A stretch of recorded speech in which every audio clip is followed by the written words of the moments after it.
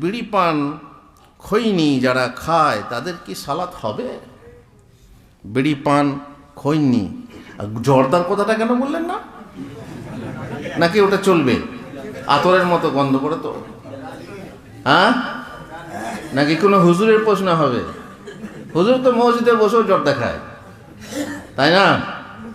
হ্যাঁ, মুরব্বীরা জর্দা খান নাকি? খান না?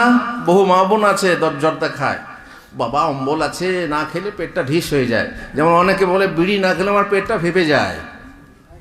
ওই বাথরুমের কথা বলছিলাম না, গুল মাঝে এক শ্রেণীর মানুষ আছে বিড়ি খায়, সিগারেট খায়। কেন?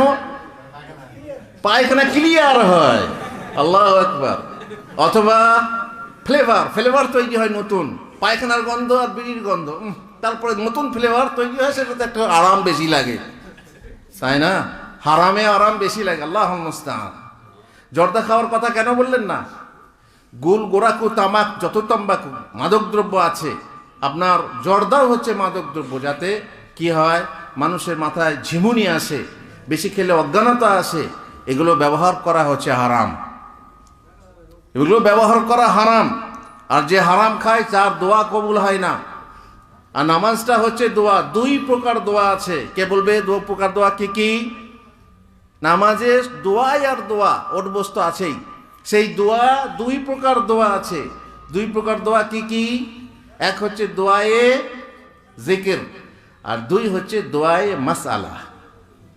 জিকির মানে শুধু আল্লাহকে স্মরণ, আল্লাহু আকবার, সুবহানাল্লাহ, আলহামদুলিল্লাহ, এগুলো হচ্ছে কি? দোয়ায়ে জিকির। তার মানে এতে চাওয়ার অর্থ নেই। যাতে চাওয়ার অর্থ আছে সেটাকে বলে দেয়া দোয়ায়ে মাসআলা, চাওয়ার অর্থ।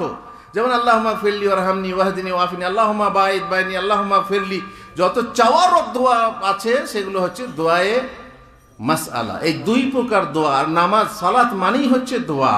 তাহলে এইসব খেয়ে যদি কেউ নামাজ পড়ে তার নামাজ কবুল হবে বলে মনে হচ্ছে?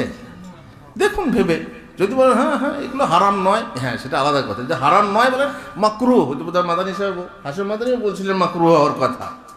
অনেকে মনে করে মাকরুহ কেন, স্পষ্ট দলিল নেই। ভাই এর থেকে স্পষ্ট দলিল কি আছে?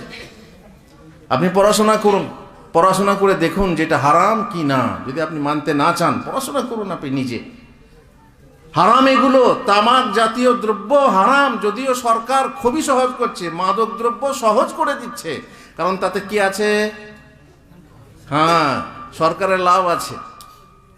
সুতরাং খবরদার বিভ্রান্ত হবেন না, তাদের নামাজ হবে না, কারণ তারা হারামখোর। হারাম খেলে, সুদ খেলে নামাজ হবে না, ঘুষ খেলে নামাজ হবে না, হারাম যে কোনো প্রকার মদ খেলে হারাম হবে না, তা ইত্যাদি ইত্যাদি যত রকমের হারাম আছে যদি আপনি খান, হাদিসে আছে যে তার দোয়া কবুল হবে না, আর তার মানেই তার নামাজ কবুল হবে না। আল্লাহ আমাদেরকে বাঁচান।